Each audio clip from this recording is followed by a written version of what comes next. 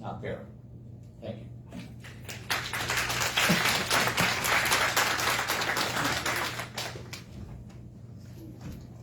Anyone else for citizen participation? All right. Is that just for non-agenda items? Yes. Okay. All right. Moving on. Aaron, are you still with us? I am. Okay, I'm just making sure. It's not your turn yet. I just wanted to see if you were still there. Unfinished business, city manager search. That is me. I got an email today from Larry Gilly, and we have 5 applicants. 3 are from Kansas, 1 is from Colorado, and 1 is from Pennsylvania. Okay. That is what we know at this moment. This will go on until the end of the month. He will give me updates weekly to see if we have any more people applying. And then when we wrap that up, we will let everyone know where we're at. I still have not finished the committee on that yet, so when we do that, we will update you guys on that as well too. So that's where we're at with the city manager search. Okay, Mrs. Harris, it now is your turn on ordinance. This is a second reading on an ordinance concerning an annexation for property owned by Pamela Sisson. If you recall, this is the document that we are filing with the county that adds this additional piece of property to our map for the county and the state. I move approval on second reading for the title. I move approval for on second reading for the ordinance concerning annexation for property owned by Pamela Sisson. All right, I have a motion. Do I have a second? I'll second. I have a motion and a second. Any discussion? If not, I'll ask for your vote. And that passes unanimously. Next, we have a second reading of an ordinance amending an ordinance number 1242, the zoning ordinance of the city of La Junta, as concerns an application for annexation by Pamela Sisson. This one is a city action taken to change the zoning ordinance to include this new piece of property. I'll move approval on second reading for the ordinance concerning the ordinance amending ordinance number 1242. I have a motion. Do I have a second?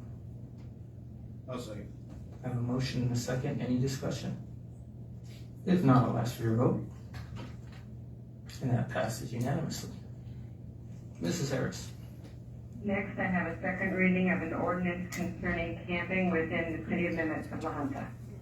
All right, I have a motion. I motion. I have a motion. Do I have a second? I'll second. I have a motion and a second. Any discussion? First from council. Hold on. Okay.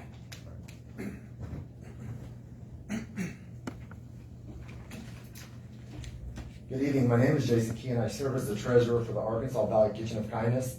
I know I only have 5 minutes, so I'm going to get right to it. I understand the City Council is concerned with finding tangible solutions to the homelessness issue. So to that end, my solution is sanctioned camping.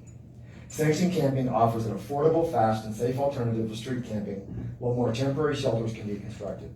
The structure of sanctioned campsites varies by location. Still, a practical guide for authorized encampments by the Seattle University School of Law concludes that all sanctioned camping has 4 standard components: a community of unhoused people, present by permission of the landowner with local ordinance, on land owned by someone other than themselves, and with the formal operating and governance structures. Sanctioned camping provides a unique resolution to homelessness because many of the camps have security 24/7 to keep residents safe, sanitary stations that offer showers, toilet soap, and other necessary amenities, as well as mental health and substance abuse treatment. Sanctioned camping successes. A new poll in Portland found that 69% of voters supported a large designated encampment for the homeless and a ban on unsanctioned camping. In response, Portland has authorized large sanctioned homeless camps called Safe Rest Villages that have served 345 people since opening, of which 33% are chronically homeless. 70 people have exited the camp to transitional housing, and 169 identifying documents, identification cards, birth certificates, which are difficult to get when you're homeless, were obtained for the residents due to the services from the camp. Inside the camp, residents can access food, laundry, and electricity. The original resolution involved the creation of the encampment as well as a public camping ban, but the ban failed to get the votes necessary from the city council. Denver, Colorado currently has 3 sanctioned camping areas for the homeless called Safe Outdoor Spaces, which housed 242 people and helped 47 transition into stable housing in 2022. The spaces are monitored 24/7, providing resources like shower, food, and access to programs and services. Despite overall crime, this is very important because I've heard a lot about the crime rate with homeless people. Despite overall crime in Denver increasing by 14% in 2021, crime in the designated SOS spaces decreased by nearly 3%. Police say no resident has been charged with a crime while living in SOS sites. In 2019, Austin, Texas implemented the first sanctioned encampment in Texas on land provided by the state. It is located on 7 acres of asphalt near the airport. It started as a place where the homeless could pitch a tent, but has evolved into a tiny home community for homeless individuals. Currently, 80 homes with services provided by the Other Ones Foundation, TOOF, are on the 10-year lease. TOOF plans to install 100 more homes in the area. On-site residents have access to 2 meals, daily bathrooms, laundry, security, and case management. TOOF states it helped 170 residents find housing in 2022. Lastly, Seattle, Washington has 3 sanctioned camps available for homeless individuals. A 2017 evaluation found they did not increase crime and that surrounding communities responded favorably to the camps. The camps offer 24-hour surveillance and the residents are held to a set of rules that they must obey to live there. In 2016, the camp served 467 people. Of those who left the encampment, 26% moved to permanent housing and 13% moved on to transitional housing. In conclusion, sanctioned campings provide a safe space for homeless individuals to bring their camping equipment, pets, and partners. It is an area that is facilitated with security and services to ensure that the community within the camp and surrounding area is safe. Homelessness does not have to be a life without dignity, and allowing camps that enforce rules while providing safety and stability is of paramount importance to this especially vulnerable cohort of people. Thank you.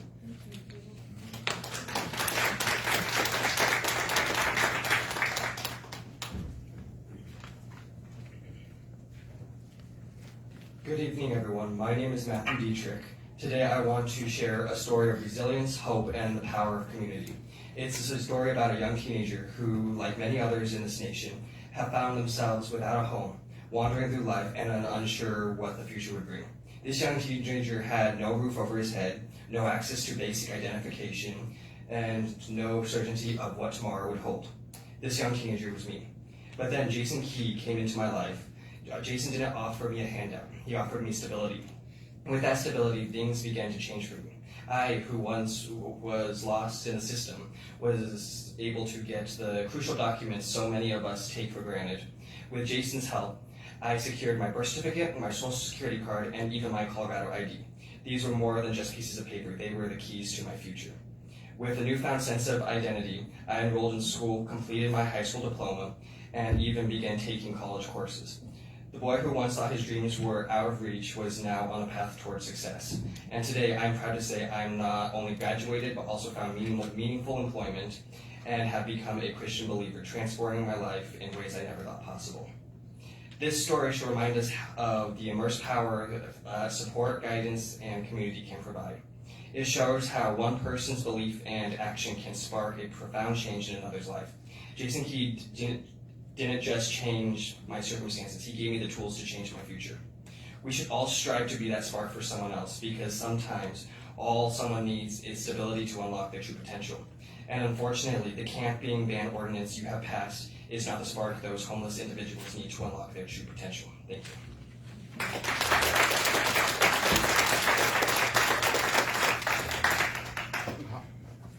Hi, my name is Jeff Richardson. I live at 617 San Juan Avenue. I've spoken to you guys before.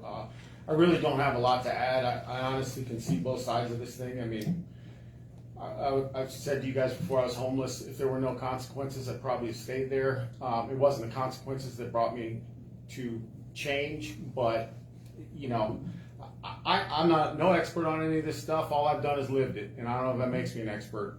But one thing I did notice and I wanted to bring up in here is three-letter I's, Roman numeral 3. It says here, the presence or use of a campfire, camp stove, or other heating source. And I think that, I don't know how necessary that is. I mean, I've lived in Colorado for over 30 years, and I know it gets cold. And if you're really going to ban somebody from keeping themselves warm, I mean, let's just take them out back and shoot them. You know, I mean, I think that's a little unnecessary. I don't know what purpose that serves. Although I will say I do see the purpose of that citing people for doing things that as a society we don't want to have happen. But I also think that we need to offer people, just like this gentleman who came up here and said, you know, if we don't have anything else to offer people, then we're not really doing anything to help. And that's you guys' job. You know, I'm a citizen and I'm about helping. I attend a church. I help guys in other ways. But we need to really, I think, with this whole problem, has come together as a community, you know, and it's hard. I mean, believe me, I'm new to this community for a few years. I get it. I know how small towns work. A lot of people have a lot of disdain for these people who are homeless and think they're lazy. And, you know, a lot of guys, I mean, there's so many different reasons. The most complex problem probably on earth. I mean, look around the United States. It's everywhere. Homelessness is everywhere. And probably very few people have the exact same problem. A lot of them you can group into certain areas, but people have different problems. You know, mental health isn't the same as alcohol and drugs, and tough financial times isn't the same as mental health. And so it's like, you know, you can't just go, here's our solution, because the problem's different. So I hope we can all work together. We have a lot of resources, and that's what I found at that thing out at the college, is that there are a lot of groups with a lot of resources that can help a lot of people. We just need to work together, and whatever I can do to play a part in that, I hope I can. Thanks, guys.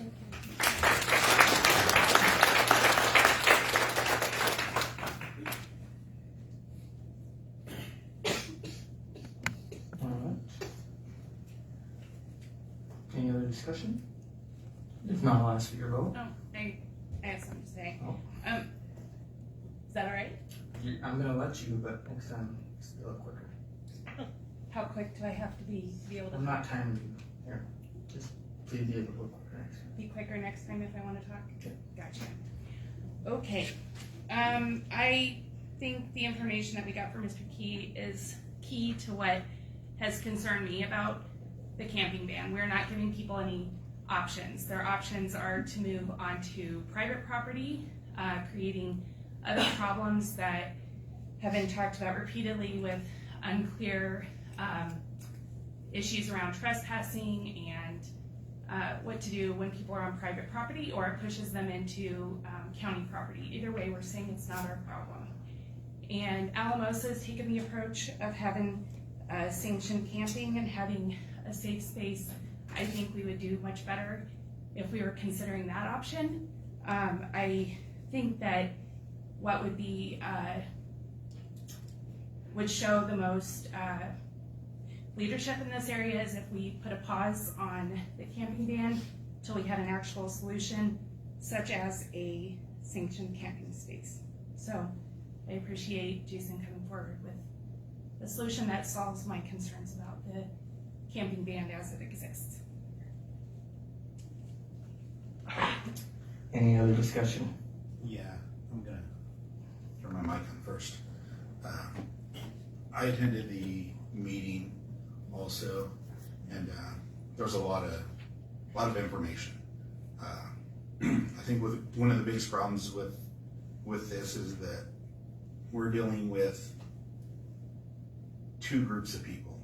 We're dealing with people who are homeless because maybe they've been kicked out of their house or things like that. There was a woman that attended that meeting, and it took her going to that meeting to find help, which means there's all these resources out there, but where are they? You know, if there were all these resources, she probably wouldn't have had to attend that meeting, and she would already, and maybe she would have attended it to tell her story, but it took somebody at that meeting to go up to her and talk to her to have a resource or something to move forward on. So I understand, you know, the fact that there's resources out there. I just don't feel like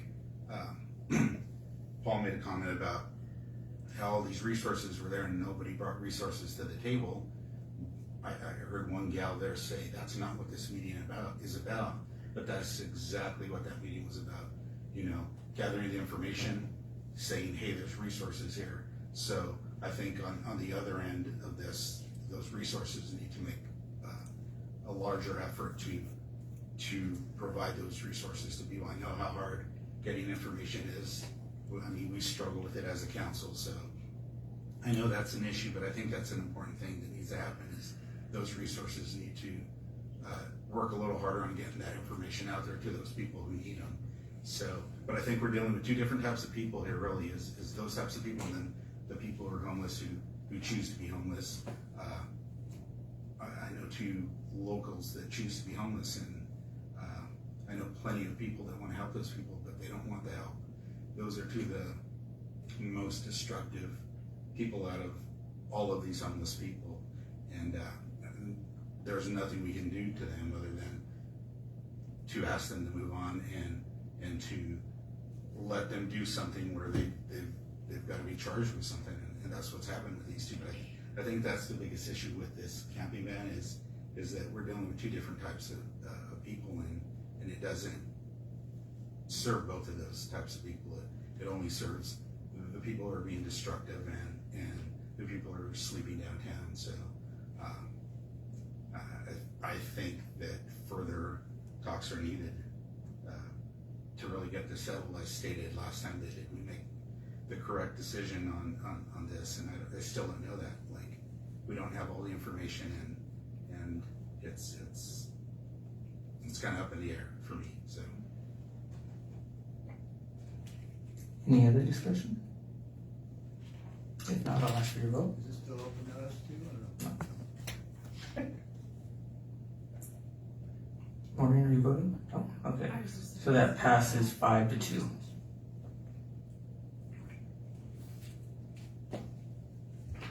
Joe, are you ready to move to new business? I am. Go ahead, Mrs. Harris. I'm making All sure that right, there we have no. are two liquor licenses to be approved this evening. The first is an application for a special events permit by Lahaina Chamber of Commerce event manager Christina Tazi. The event is the third annual Tarantula Festival, scheduled to be held on September 28th. The license is an application from noon until midnight that day at the Livewell Park. I called ahead of the meeting, spoke with Kristen to look at all of the documents. Everything is in order, payment has been made. There would be no reason not to approve this license. All right, do I have a motion? We'll move approval of the application for the special events permit for the Tarantula Festival. I'll second. I have a motion and a second. Any other discussion? If not, I'll ask for your vote. And that passes 4 and 3 abstentions. You guys have chamber abstentions and Angela's on the committee, so.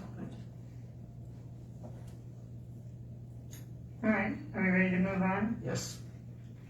The next is an application for renewal of a retail liquor store license by J&S Liquor LLC. They're going to be doing business as J&S Liquor Store located at 302 East First Street. Once again, I reviewed the details with Kristen over the phone prior to our phone call. All of the approvals are in, payment's been made. Again, there would be no reason not to approve. All right, do I have a motion? I'll make a motion to approve the renewal retail liquor store license by J&S Liquor. I have a motion, do I have a second? I'll second. I have a motion and a second. Any other discussion? Just a quick question, this address on here, is this the current location or the new location? Paul, I don't want to talk over anybody else, but I'll go ahead and answer that if you'd like. That was Damon, but go ahead. Oh, I'm sorry. I sounded tough. Damon, it is a different location, same name of the store. They have moved. Any other discussion? If not, I'll ask for your vote. And that passes unanimously. All right, you're done, Mrs. Harris, for now. Stay on the line, though. Committee and board reports. Any committee and board reports? Yes, I didn't attend the Senior Center Advisory Committee meeting, but Ms. Block was kind enough to send me a few talking points, and Brad, I don't know if you're going to touch on this, the rental fees for the, No, go ahead. that have been submitted, and ultimately it'll be up to Brad, if he accepts the fees that were proposed by the advisory board. It'll be a $200 deposit 2 weeks in advance, and that will go towards the first hour or part, of the rental, and after that it'll be $150 thereafter. There'll be no refunds, and it'll be rounded to the next hour, so that's where we're at now.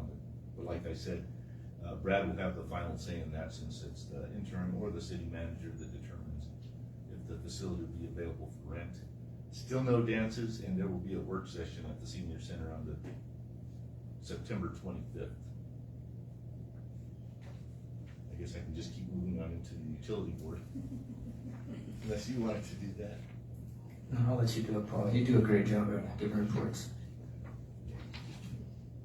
Okay, for the RO plant, they've replaced a stroke controller that was 20 years old, and that's about $7,500 to do that. They've been busy. The water department and distribution has been working on leaks, 9th and Maple. They finally got that going on, and that'll be the delivery system for the brick and tile part. They were continuing with the lead and copper survey, and that will be just submitted to the Colorado Department of Health and Environment on September 30th. Moving on to the electric department, those guys have been busy replacing parts of our infrastructure regarding our electrical grid to keep us whole, so we're not going to be experiencing, or hopefully won't be experiencing, blackouts. The heat and the wind has really tested our system this past year, and there again, they have found parts and places that are old and are just being replaced, and they're doing a lot of this work while the lines are hot to reduce the number of inconvenient times that the power can go out for everybody. Sanitation department doing a tremendous job with the new trash trucks. They did have the service people come in and take a look at them, and I know this is going to be the last meeting for this month, but October starts the cleanup. So if you have old TVs, refrigerators, oil, tires, you can take that to the station there at 6th and Lawrence, and the city of Lahana will take care of that for you. So you can't take a refrigerator to the dump without having the Freon removed from it, but if you take it to 6th and Lawrence to the compactor station, you can leave it there. I believe the only thing you can't take there, and help me out on this, Brad, is you can take white goods, which are TVs. Yes. And you can take paint, oil. Yep. Tires. Any of that kind of disposal, yes. Yeah, so you can do that, so. In a nutshell, thanks. Thanks, Paul. I just want to add too with that, if for some reason you cannot have access to a truck or anything like that, they do a pickup service, but you have to request that through Martin. So, you know, I get people saying, well, it was easier when you did alley cleanup because we don't have a pickup and we don't have anybody that has a pickup. In certain circumstances, if you get a hold of Martin in the engineering streets department, he will be able to schedule a pickup for you. Yes. Good question. Is that gonna include mattresses? Yes. Okay, because I know they charge out there right now for them. Yeah, no, during this cleanup, this is, I mean, because right now they don't take TVs or anything right now without the charge. This cleanup is to get everything. Okay, thank you. And it starts in October, so don't show up tomorrow. Right. It starts in October. Someone over on Fifth? Yes. Yes, Okay. Is it all month, Paul? Yes. yes. So October 1st to the 31st, any open days if they're there? The days that it's open. Okay. Yeah, if they're not open, please don't leave it outside. Yeah. Right. And so, let me see. A long time ago, first was alley cleanup, okay? And then alley cleanup was too difficult for us to do. It was tough on the crew, it was tough on the trucks, it was just a really tough time then getting it to the landfill. Then they went and put dumpsters all over town. And what happened was we had contractors and people not from Lahana filling them up immediately, and then the town wasn't able to put all their stuff in there. So now this is the second year we're doing it with the transfer station being open the month of October. So In that, I commend the community who participates in this, because I've done it, but the way that they take the stuff down there, and they're pretty clean about it. They've done a good job of not making a mess, and making it easier on the city employees down there. So well, they try to keep it separated so we don't come across bad situations. So yeah, they do a good job, and we want to make sure it's safe for the workers down there as well. And this is for Lahana City residents only. Yes. Any other committee or board reports? All right, moving on to interim city manager comments. Okay, I just have a few things. I handed out earlier a report from Bill Jackson on the use of the tree dump so far. This has been very positive outcome so far. As you can tell, the Lahana residents using it with the proof. Very active in April and May. Of course, with June, July, and August, it kind of declined just because of the time of the season, the year, and everything. We do expect a big increase to start happening now with people getting back in doing tree trimming and things like that. The fees have been very, very simple, no big issues there. The one thing I do want to stress though is by when we started this, we have not had to make a special trip to the dump for unauthorized things that were being dumped out there. So that has been a very positive thing, and a savings as well on top of that, because of course, even when the city takes things to the dump, we get charged. So that's been a savings there. So I want to do that. This was as a request from the mayor at the last meeting to make sure that we had this available just to see how things are going. And it's been very positive, and we've had some very good feedback from it so far. The next handout I handed you was from Heather from the library. This is just kind of an overview of what's been going on from August, or from January through August, and what she did is just compared things. As you can see, there's been a big increase on things, usage, the amount of people in the door, the library visits, they're up 14% so far this year. They had a big increase on people using the summer programs this summer as well.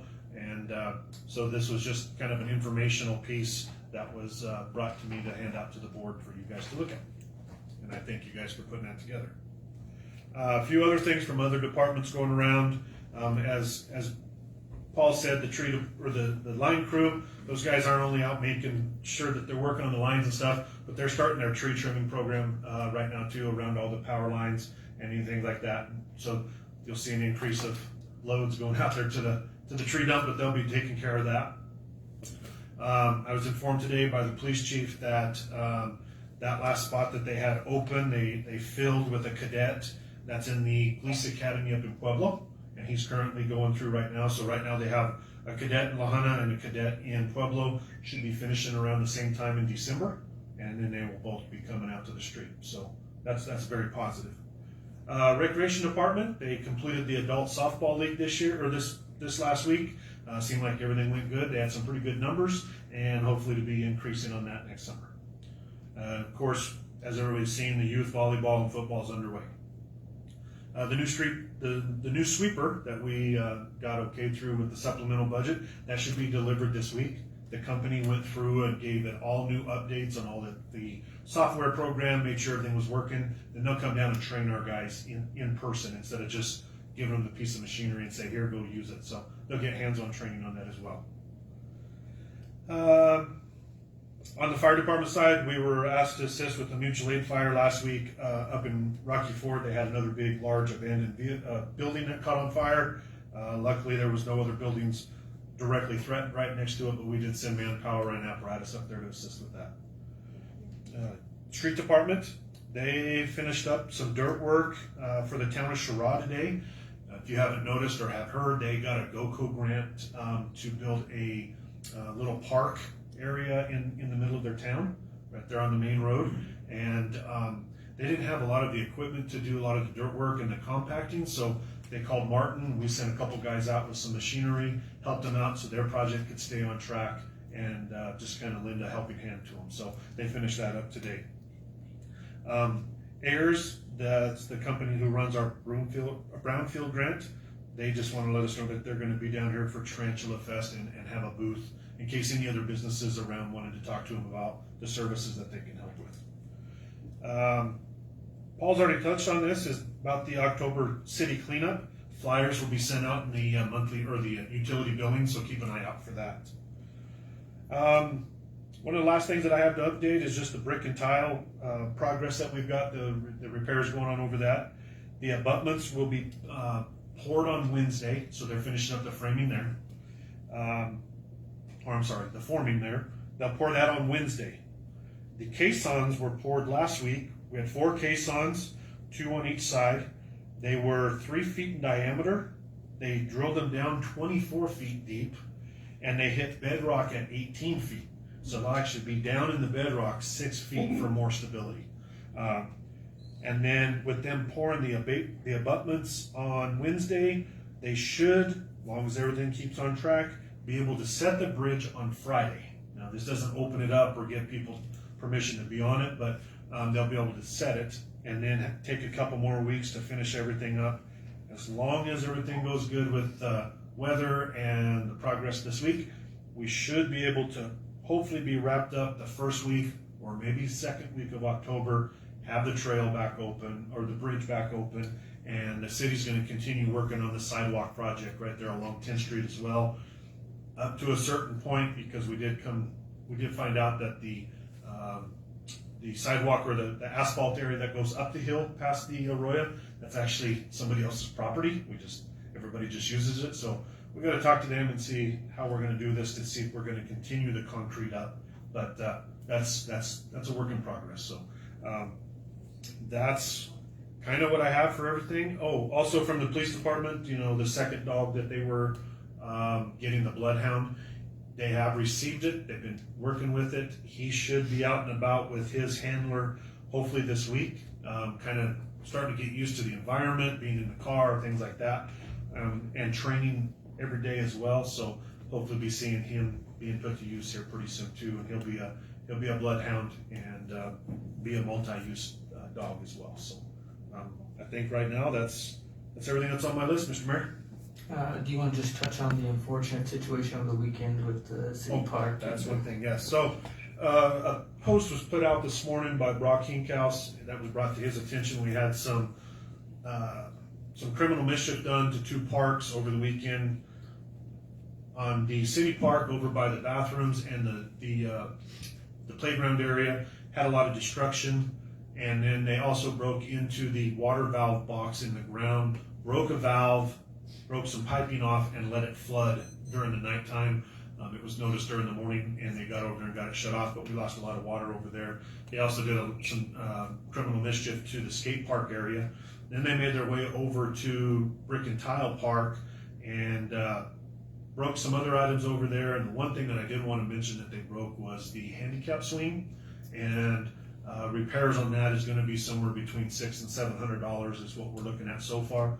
So we're asking anybody out there that has cameras, or if they saw anything or heard anything, please get a hold of the police department and let them know. We do have cameras in certain parts around those parks. Brock has already contacted the company to start reviewing to see if they see anything, but please, if you have any cameras around your houses, around those areas, please look with the police department and let them know. It's very unfortunate and very uncalled for what was done at these parks. So that's what we ask of everybody in the public. And then, I don't want to bother you too much, but the recycling bins that are getting recycling bins, yep. There was a lot of attention there. I know Mr. Escobar commented a couple things, and I thank you for your comments. I did notice that the comments also came in from the recycling company or the coalition that runs it out of Los Animas.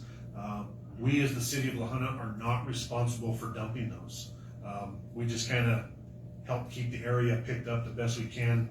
But the company that does come in and pick them up, their driver unfortunately was sick and was in the hospital for a few days. But the way they made it sound, hopefully later this week he'll be out and about, or somebody will be back and they'll start getting dumped on a more regular basis. So maybe that'll help clean it up. But we ask everybody that's using it, if it's full, just don't dump it out and leave. Try to break it down a little more. Try to keep it a little tidier, or if you can wait. But if you're just throwing the trash out and it's blowing around everywhere, Mr. Escobar, I know he goes over, checks it out every couple times a week. Am I right? Right. And picks it up on his own time, and I appreciate that, and we thank you for that. It's a great useful tool that's there. But on the other hand, we we are asking the citizens who use it to kind of do their part as well. Thank you for recycling, but please try to make sure to help keep it a little nicer. And if they're full, there's other areas in town that they can. There's a few other drop-offs. I'm sorry I forgot to get those locations, and we'll put those out on we'll get it out onto our new website. So, is there anything else that I can answer for any other council members? I've just had some. I've just had some questions. Pavement on 6th and Adams? Yes, that'll be taking place this week. Okay. Again, when the water department had to go do some other things, they will prep the area. The city will come in, I'm guessing on Thursday, because that's when they get their asphalt. So they'll be working over there and getting that paved up. And then also, I think they're gonna hit a couple other smaller areas on those as well. Okay, Thank you. thank you. Governing body comments. Hi, okay, first I have a budget question. What fees are approved by council versus what are approved by you or recommended by you? A lot of the fees are set by ordinances already in place. If there's anything that needs to be new or updated, we work closely with our city attorney to make sure that it's in place and it goes from there. Okay, I'm just curious because when the tree dump fee was implemented, that went through council and the price and the motion for the charge was made by council. So I'm unclear about which fees go through which process, and maybe when we get to the budget discussion, that could be more clear about. I'll have Elisa get something made up for that. Okay, perfect. All right, other comments. Library staff and supporters, thank you for coming tonight. I know that it's been a long road for all of you. I know how passionate all of you were about helping 2A pass, and I appreciate you continuing to support Landa and continuing to come and talk eloquently to all of us tonight. So thank you for coming. Is somebody talking about Tarantula Fest? I think it's one of the biggest things we have going on in La Junta. Just a couple things that we have Dr. Cara Shellington, who's from Michigan, and I think it's amazing that she is a academic in residence with us this fall. We're very lucky to have her in this community. Tomorrow night she'll be at the library for the teen activity group from 4:30 to 6, and just super excited that we've been able to take advantage of her presence. And she'll be at Otero. Lots to do. You can look it up for the whole weekend, but she'll be at Otero along with Dr. Paula Cushing from 1 to 3 doing a talk on Friday. So two tarantula things to highlight that people might not know about. I wanted to update on where the Arkansas Valley Housing Task Force is. We did have the meeting on Wednesday the 4th at Otero College. We had 125 participants. We were kind of hoping for 40, so to have our expectations tripled with participation was fantastic. We did have 39 people actively volunteer to be continuing on the task force and doing the work that was started at that meeting. The planning committee has met since then. We're working on a resource guide. A smaller group of about 5 people have been working on pulling together the resources and publishing it. Thank you, Adrian, for being the platform for some of that, and I really appreciate everybody who stepped up and said that they have databases and resource guides, and to the smaller group of people that's pulling that together, and I think that will be good for all of us to see. We talked about doing a community cleanup with education and efforts to specifically target some of the trash and residual leftovers from people who have been camping on public property. The first task force meeting, the 39 people are working out that date right now. It'll be the week of October 14th. We are working out the details of a fiscal sponsor, which is huge, already looking at various available grants and opportunities that way. And just a huge thank you to the folks, not just in La Junta, but beyond. This is truly turning into a multi-county effort, and just appreciate everybody who's stepping up to help with that. That's all I have. Any other governing body comments? I'd like to follow up with her sentiments to the library. Thank you for all the information. Thank you for coming. I've talked to Kim and Heather previously, previous to 2A2 pertaining to the library, and we've had this information since the budget was brought to us. It's information that's been given to us, may have been a concern. I think the bigger concern is that some of those other departments are shorthanded, and they've been shorthanded for a long time. I don't think, in my eyes, I don't believe it's a concern for the library. So I really don't think you guys have anything to worry about, and whatever it comes down to, like, I will fight for you. I don't think it's an issue. I think the issue is our budget is small, and when the time comes and we have the money, those other departments will be supplemented. But I think that's the major concern. But I don't think on your end of it, I don't feel personally that it's a real concern for you guys of losing staff or losing hours, or that, you know, the budget was balanced, and there are always concerns in a budget, and there are always ways to look at saving money and doing different things. But on my eyes, I don't see a problem for you guys. I just want you to know that. So, Well, myself and my wife, we frequent the library. We've taken our grandchildren there. I love to visit there, and it's just something. When I'm at the library, I don't feel like I'm in Lahaina. I'm everywhere else in the world that I could be, depending on what section I'm looking at. And if you spend any time in the library, and if you sit down and talk to somebody, Liz and I sat down here a couple of weeks ago, and she broke it down in a 10-minute conversation. My head's still spinning with all the resources that's out there. So, like I said, I echo Damien's sentiments, and thank you for all you do for Lahaina and everybody in the Arkansas Valley, because I know you're widely used.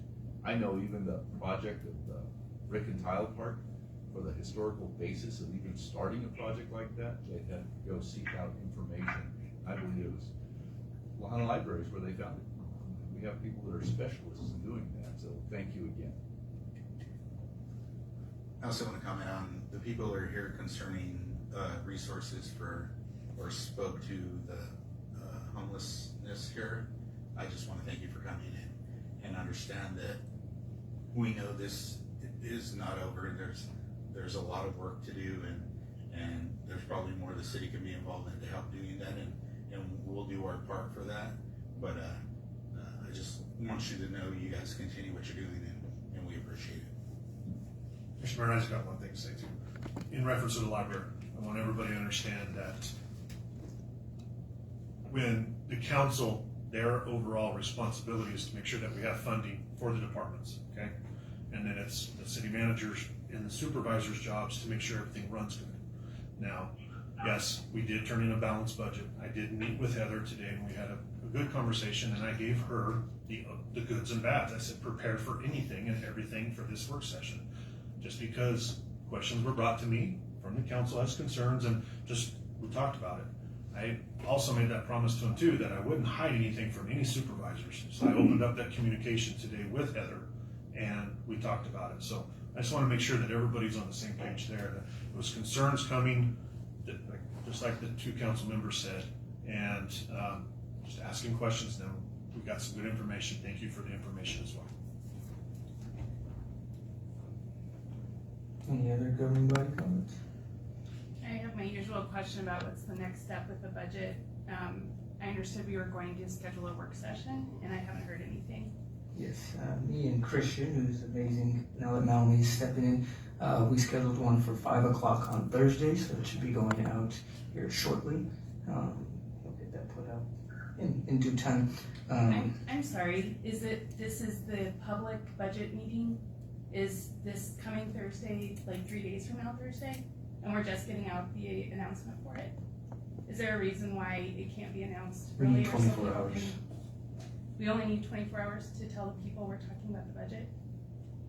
All right, I disagree with we should get more notice than that. You done? No, I'm never done, but that's it for now. Thank you. You're welcome. I just want to mention too that you all may have gotten an email forwarded to you from Melanie from Bill Shore.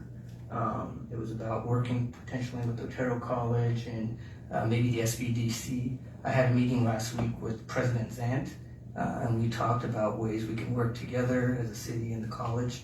At the moment, we won't be doing the one that Bill suggested. I'll be getting back with him and letting him know about that.